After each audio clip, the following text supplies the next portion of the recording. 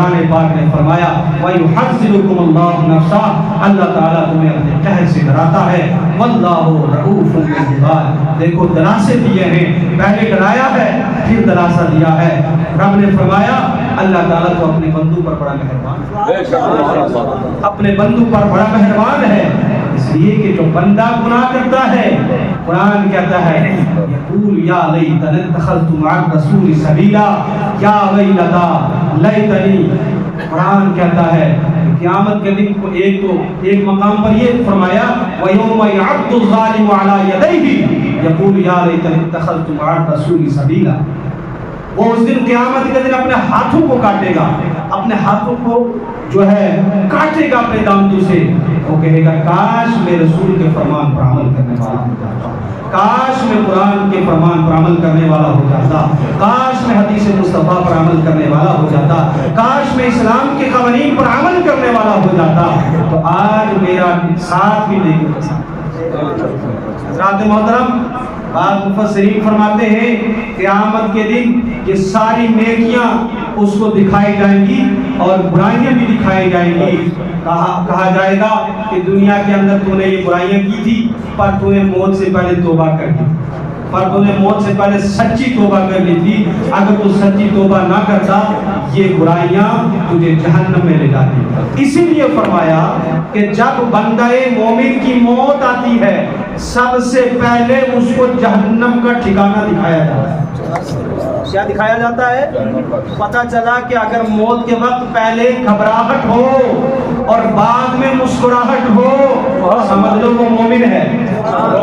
پہلے جہنم کا ٹھکانہ دکھایا جاتا، فرشتے کہیں گے اے بندے اگر تو نیک اعمال نہ کرتا، اے بندے اگر تو قوانین اسلام پر عمل پیرا نہ ہوتا تیرا ٹھکانہ یہ تھا، اسی لیے اس کی پیشانی پر پسینہ آ جاتا۔ کیوں؟ اس لیے کہ اس کو پہلے اس کو ٹھکانہ دکھایا جاتا، تیرا ٹھکانہ یہ تھا پر تو نے نیک اعمال کیے، پر تو نے اپنے گناہوں سے سچی توبہ کر لی تھی، آج تیرا ٹھکانہ یہ جنت ہے۔ بعد میں مسکرائے گا اور فرمایا جو منافق ہوتا ہے گنہگار ہوتا ہے پہلے اس کو جنت دکھائی جاتی ہے، فرمایا جاتا ہے کہ تیرا ٹھکانہ یہ تو تھا پر اب نہیں، اسی لیے پہلے جو مسکرائے اور بعد میں اس کا منہ پھر جائے، منہ کھل جائے، سمجھ لو کہ وہ گنہگار ہے، وہ شقی ہے، وہ بدبخت ہے، اس لیے کہ پہلے اس کو ٹھکانہ جنت کا دکھایا گیا تاکہ اس کو حسرت رہے قیامت تک، ہائے کاش وہ ٹھکانہ جو پہلے دکھایا گیا تھا وہ مجھے مل جاتا، وہ مجھے مل جاتا۔ اسی حسرت میں، اسی امید میں وہ قیامت تک عذاب الہی میں گرفتار رہے گا، اور جو مومن ہوگا وہ اپنے مقدر پر نازا ہوگا کہ ہائے وہ کتنی جہنم، کتنی عذاب والی جگہ تھی، اللہ تیرا شکر ہے کہ تو نے مجھے اس ٹھکانے سے یہاں اس ٹھکانے میں بھیج دیا ہے، جنت کی ہوائیں مجھے آ رہی ہیں، جنت کی خوشبوئیں مجھے مل رہی ہیں، جنتی بستر تو نے میرے مقدر میں کیے ہیں، جنتی راحت و آرام تو نے میرے مقدر میں کیا ہے۔ یہ کب ہوگا؟ جب ہم نے اپنے قرآن پر عمل کیا ہوگا، جب ہم نے اسلام کے قوانین پر عمل کیا ہوگا۔ بولو انشاءاللہ عمل کریں گے، عمل کریں گے۔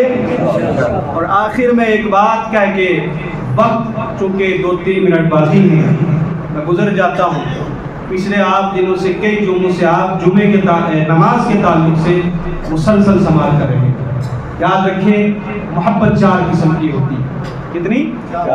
فرمائے ایک محبت دنیاوی ہوتی ہے، ایک یعنی جسمانی ہوتی ہے، اور ایک نفسانی ہوتی ہے، ایک شیطانی ہوتی ہے، ایک رحمانی ہوتی ہے۔ جو محبت جسمانی ہوتی ہے اس سے اولاد مراد، اولاد سے محبت کیوں کرتا ہے انسان؟ کیونکہ اس کا بلڈ ریلیشن ہے۔ اور اسی طریقے سے انسان نفسانی محبت کیوں کرتا ہے مال و زر سے؟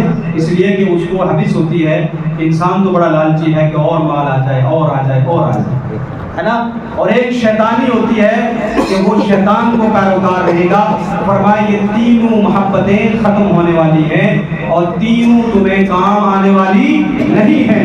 ہاں جو رحمانی محبت ہے یہ تمہیں اس دنیا میں بھی کام آئے گی اور آخرت میں بھی. اور انشاءاللہ رحمانی محبت کریں گے. اگر رحمانی محبت چاہتے ہو تو 5 وقت کی نمازیں مسجدوں میں پڑھنا. ٹھیک ہے انشاءاللہ. کسی کو حق ستائیں گے نہیں. ہم اسلام کے قوانین پر عمل کریں. بولو انشاءاللہ. ایک لاسٹ پہ سوال چھوڑ کر جاتا ہوں. بتائیے غسل میں کتنے فرض ہیں؟ جب انسان پر غسل فرض ہو جائے 3 فرض بتائے. سب سے پہلا فرض کیا ہے کہ ہم نے کلی اس طریقے سے کرنی ہے کہ منہ کا کوئی بھی پرزہ ایسا نہ رہے جہاں پر پانی نہ پہنچے. اگر روٹی دانتوں میں پھنسی ہوئی ہے یا گوشت کا ریشہ ہمارے دانتوں میں پھنسا رہ گیا, اٹکا رہ گیا, تو پھر بھی ہمارا غسل نہیں ہوگا جب تک اس کو ہٹا کر اس کے اندر پانی نہیں پہنچائیں گے. اسی طریقے سے دوسرا فرض اس کے اندر ناک میں پانی چڑھانا ہے. لہذا ناک کے اندر ریڑھ جمی رہ گئی یا ناک کے اندر کوئی ایسا بال, ایسی جگہ رہ گئی جہاں پر پانی نہ پہنچا تو بھی ہمارا فرض ادا نہیں ہوگا. اور تیسرا فرض سر سے لے کر پاؤں تک کوئی بھی جگہ ایسی باقی رہ گئی اگر جس میں پانی نہ پہنچا تو ہمارا غسل نہیں ہوگا. جب ہمارا غسل نہیں ہوگا تو ہماری نماز نہیں ہوگی. ہم بے غسلے قرآن کو چھو بھی نہیں سکتے. ہم بے غسلے قرآن کو زبانی بھی نہیں پڑھ سکتے. بے وضو ہو تو زبانی پڑھ سکتے ہیں, پر اگر غسل فرض ہو جائے تو پھر ہمیں مسجد میں جانا بھی حرام ہے, ہمیں قرآن کو چھونا بھی حرام ہے, ہمیں قرآن کو زبانی پڑھنا بھی حرام ہے. دیکھ کر پڑھنا تو ہے ہی حرام. توجہ ہے. لہٰذا اس پر عمل کیا جائے اور جب غسل کیا جائے بڑی احتیاط سے, خاص کر غسل جنابت جب کیا جائے تو بڑی احتیاط سے غسل کیا جائے. اور مائیں بہنیں جو عورتیں ہیں وہ بھی بڑی توجہ کے ساتھ اپنے غسل کے احکام پڑھ لیا کریں, کیونکہ کچھ عورتیں تو بال کھولتی نہیں ہیں, ایسے ہی نیچے سے غسل کر لیا کہ بال کون کھولے. حالانکہ بال نہیں کھولے گی تو وہ بھی ناپاک رہے گی شریعت کی نظر میں. اگر وہ اس ناپاکی کی حالت میں کھانا بنا کر شوہر کو کھلائیں گی تو وہ کھانا بھی آپ کا جو کسی کام کا نہیں ہوگا. جس برتن کو ہاتھ لگائے گی برتن بھی ناپاک ہو جائے گا, کپڑے دھوئیں گی کپڑا بھی ناپاک ہو جائے گا. ایک مسئلہ ضروریہ میں آپ کے سامنے عرض کروں. آج کل دور واشنگ مشین کا زیادہ ہو چکا ہے نہیں؟ دیہاتوں میں اگرچہ نہیں ہے پر شہروں میں واشنگ مشین کا زیادہ دور دورہ ہو چکا ہے. میں ان نوجوانوں سے عرض کروں گا جو اپنے گندے کپڑے ہوتے ہیں, ایک میلا ہوتا ہے اور ایک گندا ہوتا ہے. شریعت میں شرم نہیں ہے, بولو شرم ہے. ایک وہ کپڑا جو آپ نے استعمال کیا اس پر نجاست لگ گئی, کسی بھی اعتبار سے ہو نجاست آپ سمجھ سکتے ہیں, آدھے بالیں گے, وہ کپڑا اپنے ہاتھ سے دھونا. وہ کپڑا کیسے دھونا بولیے؟ اگر وہ کپڑا آپ نے اپنی اہلیہ کو, اپنی امی کو دیا, بہن کو دیا, اس نے وہ کپڑا اس میں ڈال دیا, وہ جتنے کپڑے رکھے ہوئے سب ناپاک ہو جائیں گے.